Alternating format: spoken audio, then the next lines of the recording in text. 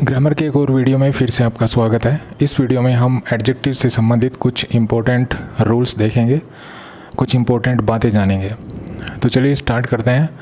तो सबसे पहले है ये दो शब्द हैं एज और सो एज। इनके बीच में जब भी हम कोई एडजेक्टिव रखते हैं तो वो एडजेक्टिव पॉजिटिव डिग्री में होता है। जैसे ये सेंटेंस देखिए, she is as intelligent as her sister. अब यहाँ पे ये शब्द है एज और यहाँ पर ये शब्द है एज, इसके बीच में ये एडजेक्टिव रखा गया है और ये एडजेक्टिव आप देख रहे हैं पॉजिटिव डिग्री में है। तो हमेशा एज और सो एज के बीच में जो एडजेक्टिव रखते हैं वो एडजेक्टिव पॉजिटिव डिग्री में होता है। एडजेक्टिव ही नहीं, जो एडवर्ब रखते हैं तो एडवर्ब भी पॉजिटिव डिग्री में ही होगी, जिसे आप सेकंड सेंटेंस देख सकते हैं। तो एज के बीच में जो ये फास्ट एडवर्ब है ये यहाँ पे पॉजिटिव डिग्री में है। तो एज और सो एज के बीच में जब भी एडजेक्टिव रखें पॉजिटिव डिग्री में रखें, कंपैरेटिव या सुपरलेटिव डिग्री में रखना गलत होगा। उसके बाद है देन से पहले जब भी हम एडजेक्टिव रखते हैं तो वो एडजेक्टिव कंपैरेटिव डिग्री में होता है। तो आप देख रहे हैं ये देन है, तो देन से पहले ये आप एडजेक्टिव देख रहे होंगे, ये एडजेक्टिव कंपैरेटिव डिग्री में है। तो देन से पहले जब भी हम कोई एडजेक्टिव यूज़ करते हैं तो वो एडजेक्टिव अपनी कंपैरेटिव फॉर्म में होता है। अब ज़रूरी नहीं है कि जो कंपैरेटिव फॉर्म में कोई एडजेक्टिव के बाद देन आए। कई बार क्या होता है कि अकेला एडजेक्टिव जो कंपैरेटिव फॉर्म में होता है वो अकेला भी आ सकता है। जैसे आप ये सेंटेंस दे सकते हैं, today I am feeling better. तो यहाँ पे ये कंपैरेटिव फॉर्म है गुड की, यहाँ पर गुड की कंपैरेटिव फॉर्म है और इसके बाद कोई भी देन वगैरह वर्ड नहीं है। तो देन से पहले अगर एडजेक्टिव हो तो वो आपको कंपैरेटिव फॉर्म में लिखना है, लेकिन ऐसा नहीं है कि कंपैरेटिव फॉर्म में जो एडजेक्टिव होता है वो देन से पहले आता है। कई बार वो अकेला भी आ जाता है, अर्थात बिना देन के भी आ जाता है। उसके बाद है जब भी हम सुपरलेटिव डिग्री किसी भी एडजेक्टिव की यूज़ करते हैं तो उससे पहले हम द आर्टिकल का यूज करते हैं।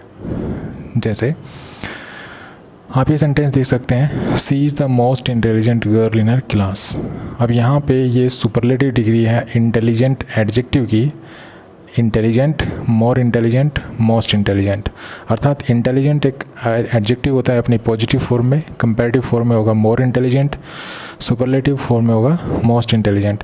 तो जब भी हम सुपरलेटिव डिग्री लिखते हैं किसी भी एडजेक्टिव की तो उससे पहले हम डेफिनेट आर्टिकल द का यूज़ करते हैं। जैसे आप इस सेंटेंस में देख सकते हैं, she is the most intelligent girl in her class. उसके बाद है जब दो व्यक्तियों या वस्तुओं में से किसी एक को चुना जाए, जब दो व्यक्ति या वस्तु हों और उनमें से किसी एक को चुना जाए तो उससे पहले हम उसके लिए जो है हम कंपैरेटिव डिग्री का यूज़ करते हैं और उस कंपैरेटिव डिग्री से पहले हम जो है द डेफिनेट आर्टिकल का यूज करते हैं। तो इस हिसाब से ये सेंटेंस यहाँ पे गलत है। मैंने यहाँ पे टालेस्ट लिख दिया है, जबकि चुनाव सिर्फ दो बहनों में हो रहा है। ठीक है, तो यहाँ पे मुझे क्या लिखना चाहिए था, कंपैरेटिव फॉर्म टालर। तो she is the taller of the two sisters. तो हमेशा ध्यान रखिए कि जब भी दो व्यक्तियों या वस्तुओं में से किसी एक को चुनने का बोध हो तो वहाँ पर हम कंपैरेटिव फॉर्म यूज़ करते हैं और उससे पहले हम डेफिनेट आर्टिकल द का यूज़ करते हैं और आगे ऑफ प्रीपोजिशन होती है और ऑफ द टू ये फ्रेज यूज की हुई होती है, ऑफ द टू। उसके बाद अगर दो से ज़्यादा व्यक्ति या वस्तुएं हैं और उनमें से किसी एक को चुनने का बोध होता है तो भी हम डेफिनेट आर्टिकल तो यूज़ करते हैं, लेकिन उस डेफिनेट आर्टिकल के बाद फिर हम सुपरलेटिव डिग्री यूज़ करते हैं। तो यहाँ पे सुपरलेटिव डिग्री है क्योंकि यहाँ पे सभी लड़कियों में से जितनी भी हैं वहाँ पे उनमें से एक को चुना गया है। अर्थात she is the tallest of all the girls, कि वह सभी लड़कियों में सबसे लंबी है। अर्थात वहाँ पे दो से ज़्यादा लड़कियाँ हैं और उनमें से वो सबसे लंबी है, अर्थात उनमें से सिर्फ सी को चुना गया है। ठीक है, तो यहाँ पे दो से ज़्यादा पर्सन्स हैं, लड़कियाँ हैं और उनमें से किसी एक के बारे में बताया गया है, तो एक क्वालिटी के बारे में बताया गया है कि वो सबसे लंबी है। तो यहाँ पे सुपरलेटिव डिग्री है, सुपरलेटिव डिग्री से पहले डेफिनेट आर्टिकल है। यहाँ पर भी हम सुपरलेटिव डिग्री के बाद जो है ऑफ प्रीपोजिशन यूज़ करेंगे हमेशा। तो यहाँ पर आप देख सकते हैं, यहाँ पर दो में से चुनने का बोध हो रहा है, यहाँ पर दो से ज़्यादा में से चुनने का बोध हो रहा है। तो दो में से चुनने का बोध होगा तो वहाँ पे हम कंपैरेटिव डिग्री से पहले डेफिनेट आर्टिकल यूज़ करेंगे और कंपैरेटिव डिग्री के बाद ऑफ द टू ये फ्रेज लगाएंगे। लेकिन दो से ज़्यादा व्यक्तियों या वस्तुओं में से किसी एक को चुनने का बोध हो तो फिर हम जो है सुपरलेटिव डिग्री का यूज करेंगे, और सुपरलेटिव डिग्री से पहले डेफिनेट आर्टिकल लगाएंगे और सुपरलेटिव डिग्री के बाद ऑफ प्रीपोजिशन का यूज करेंगे।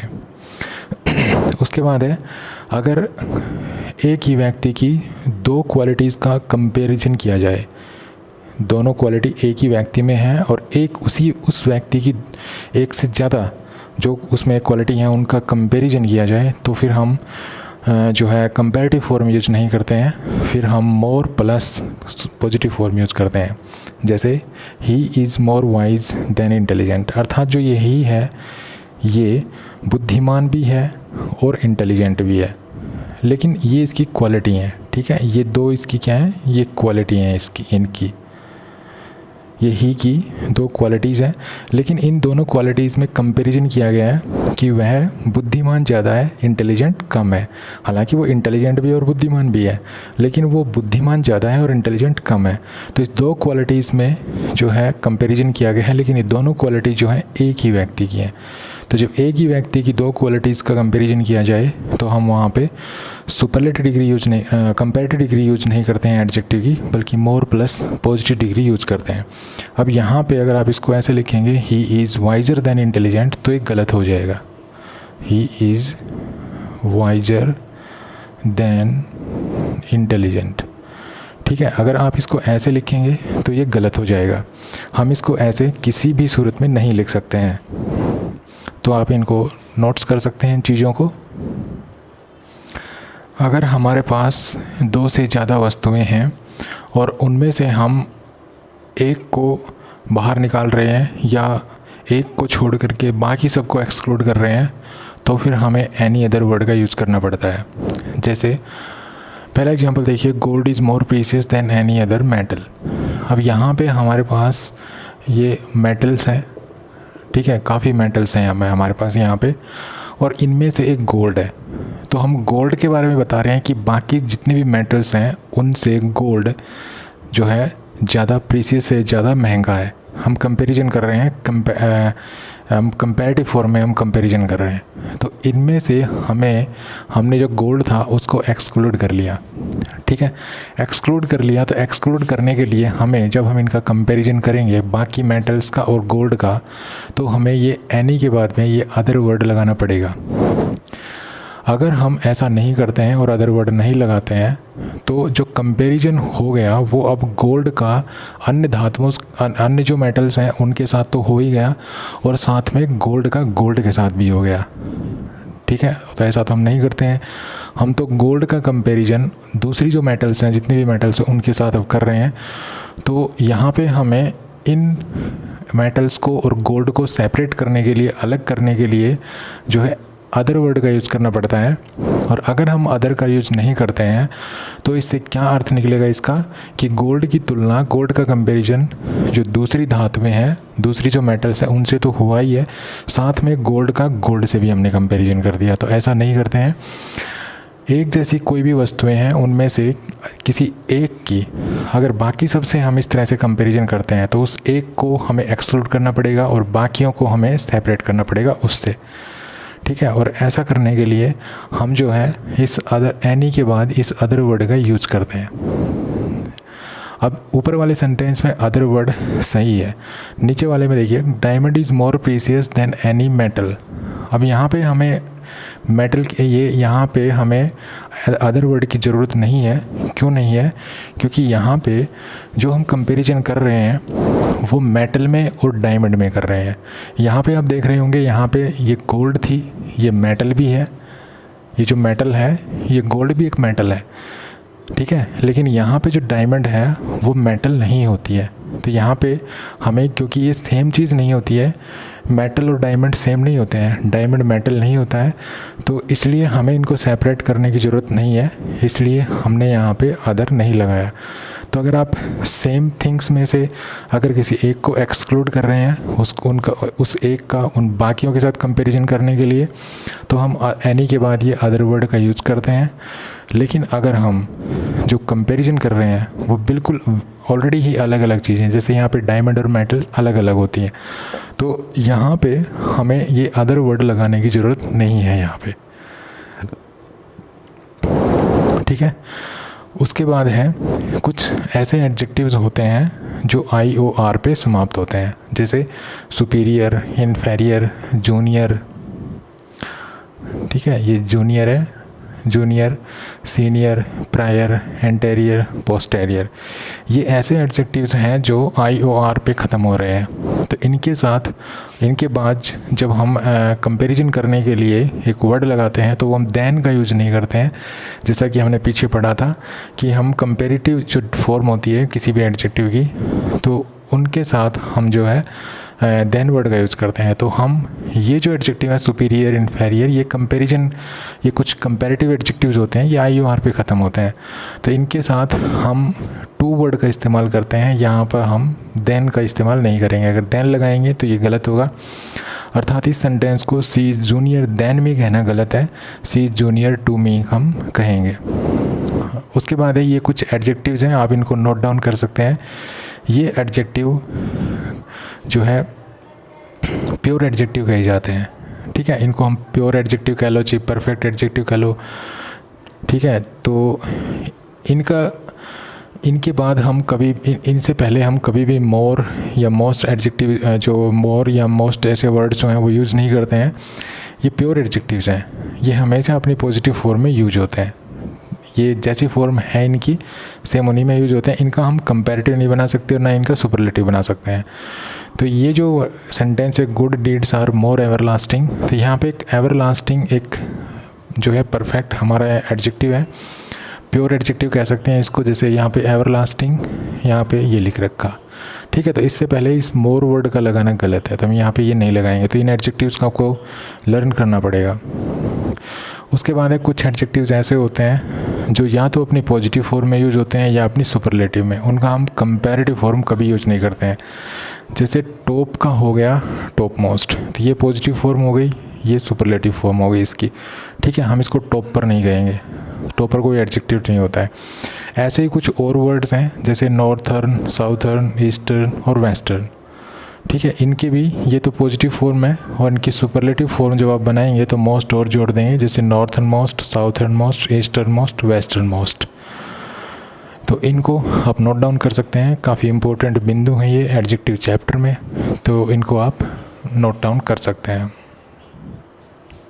प्रीफरेबल जो वर्ड होता है वो हमेशा अपनी कंपैरेटिव फॉर्म में होता है, अर्थात इससे पहले कभी भी हम मोर वर्ड नहीं ऐड करते हैं, हम ऐसा कभी नहीं कहते हैं मोर प्रीफरेबल, ठीक है। तो प्रीफरेबल जो होता है वो अपने कंपैरेटिव फॉर्म में होता है, और इसके बाद टू जो है प्रीपोजिशन है, इसका यूज़ किया जाता है, जैसे this is preferable to that. Prefer भी एक वर्ड होता है। प्रीफर के बाद हम प्रीफर का यूज हम कब करते हैं? प्रीफर का यूज हम तब करते हैं जब हमारे पास दो चीज़ें हों और उनमें से हम किसी एक को प्राथमिकता दें, कि हमें इन दिनों हम ये बताना चाहें कि दोनों चीज़ों में से मैं प्राथमिकता किसको देता हूँ। जैसे मेरे पास टी है और कॉफ़ी है, और मैं कहता हूँ कि मैं कॉफ़ी की बजाय टी को प्राथमिकता देता हूँ, तो जिसको आप प्राथमिकता देते हैं उसको आप प्रीफर के बाद रखेंगे, और जिसको कम प्राथमिकता देते हैं उसको टू प्रीपोजिशन लगा के और फिर इसके बाद रखेंगे, ठीक है। तो यहाँ पे I prefer tea to coffee का मतलब है मैं कॉफ़ी की बजाय टी को प्राथमिकता देता हूँ। ऐसे इस सेंटेंस में हम टू की बजाय रादर देन वर्ड का यूज भी कर सकते हैं, लेकिन हम अकेले देन वर्ड का यूज नहीं करेंगे, ठीक है।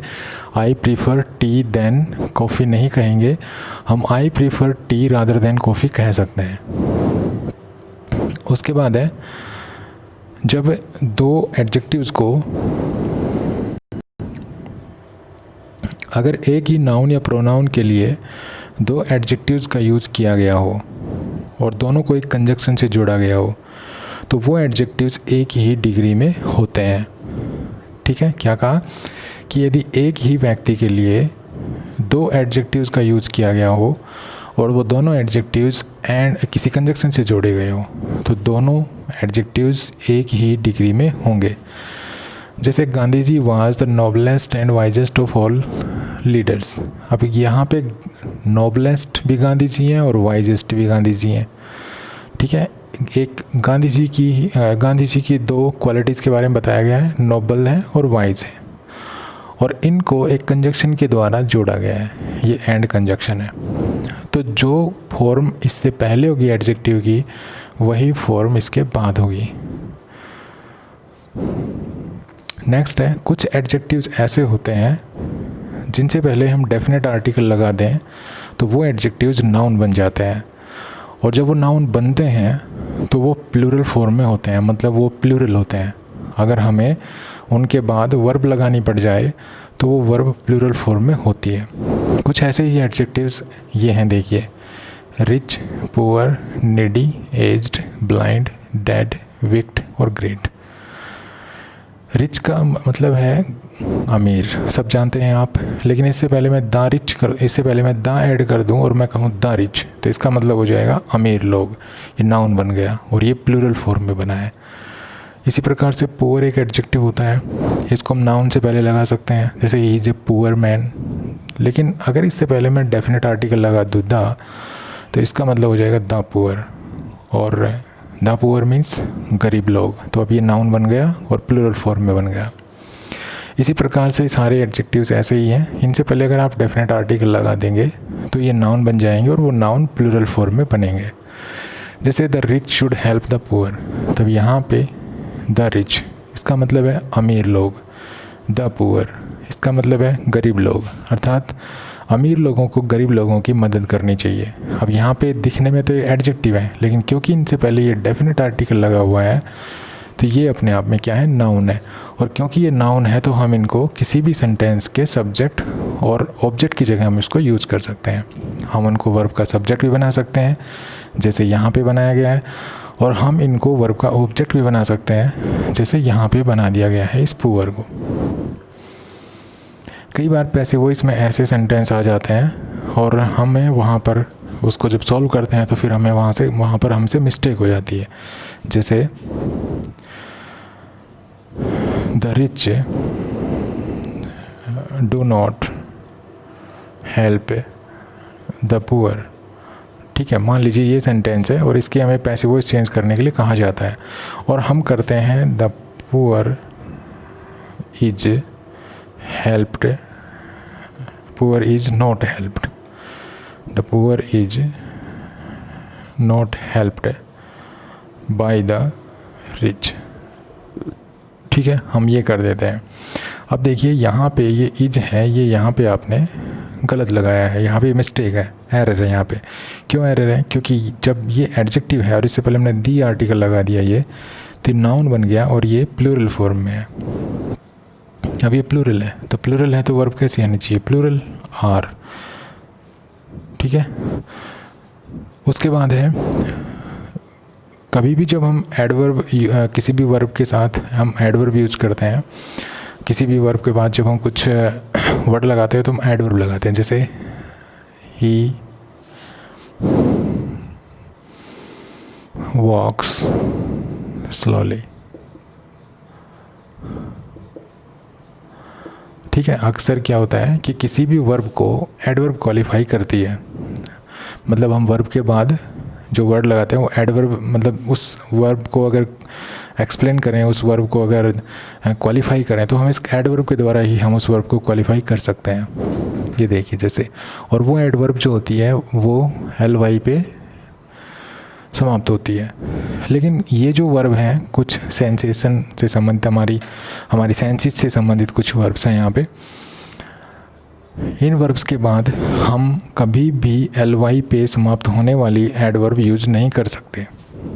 हम यहाँ पे एडवर्ब वैसे यूज ही नहीं कर सकते इनके बाद, हम इन वर्ब्स के बाद हमेशा एडजेक्टिव यूज़ करते हैं। यही ऐसी वर्ब हैं जिनके बाद हम एडजेक्टिव यूज़ करते हैं। बाकी हम और दूसरी जो वर्ब्स हैं उनके साथ हम एडवर्ब यूज़ कर सकते हैं, जैसे शुगर टेस्ट स्वीट। अब यहाँ पे ये जो वर्ब है ये हमारी सेंसेस से संबंधित, टेस्ट स्वाद। इसके बाद जो वर्ड है ये क्या होगा, एडजेक्टिव। हम यहाँ पे एडवर्ब यूज नहीं कर सकते, हम यहाँ पे ऐसे नहीं कर सकते स्वीटली, तो गलत हो जाएगा, ठीक है। हम इसको स्वीट ही कहेंगे, ये एडजेक्टिव है। उसके बाद है, अगर कोई नाउन किसी दूसरे नाउन से पहले लगकर एडजेक्टिव का काम कर रहा हो तो वो कभी भी प्लूरल नहीं हो सकता। जैसे lasers are indispensable tools for eye surgery. तो यहाँ पे देखिए, ये सर्जरी एक नाउन है, ठीक है, और आई सर्जरी ये यहाँ पे एक एडजेक्टिव है। ये आईज है, वैसे तो ये नाउन है, लेकिन यहाँ पे ये इस सर्जरी नाउन को क्वालिफाई कर रहा है, तो यहाँ पे ये किसकी भूमिका निभा रहा है? एडजेक्टिव की। तो ये प्लूरल नहीं हो सकता क्योंकि यहाँ पे एडजेक्टिव है। तो इस सेंटेंस को हमें करेक्ट करने के लिए क्या करना पड़ेगा? ये जो आईज है इसको हमें आई लिखना पड़ेगा, सिंगुलर फॉर्म में लिखना पड़ेगा। तो इस चीज़ को भी ध्यान रखिए कि कभी भी कोई एडजेक्टिव कभी भी कोई अगर नाउन है और वो किसी दूसरे नाउन को क्वालिफाई कर रहा है, मीन्स किसी भी सेंटेंस में कोई नाउन दूसरे नाउन से पहले रखकर एडजेक्टिव का काम कर रहा है, तो कभी भी वो प्लूरल नहीं हो सकता। उसको हमेशा कैसा लिखेंगे? सिंगुलर। तो इस वीडियो में इतना ही। नेक्स्ट वीडियो में हम कुछ कन्फ्यूजिंग एडजेक्टिव्स का जिक्र करेंगे। तो अगले वीडियो को देखना भी ना भूलिए। ये वीडियो कैसा लगा इस पे कमेंट लिखिए कैसा लगा, और अगर अच्छा लगा हो तो इसको लाइक कीजिए, शेयर कीजिए और चैनल को सब्सक्राइब कीजिए ताकि आगे आने वाले इंपॉर्टेंट ग्रामर के वीडियोज़ की नोटिफिकेशन आप तक सबसे पहले पहुँचे। Thanks for watching this video. Happy learning. Bye bye.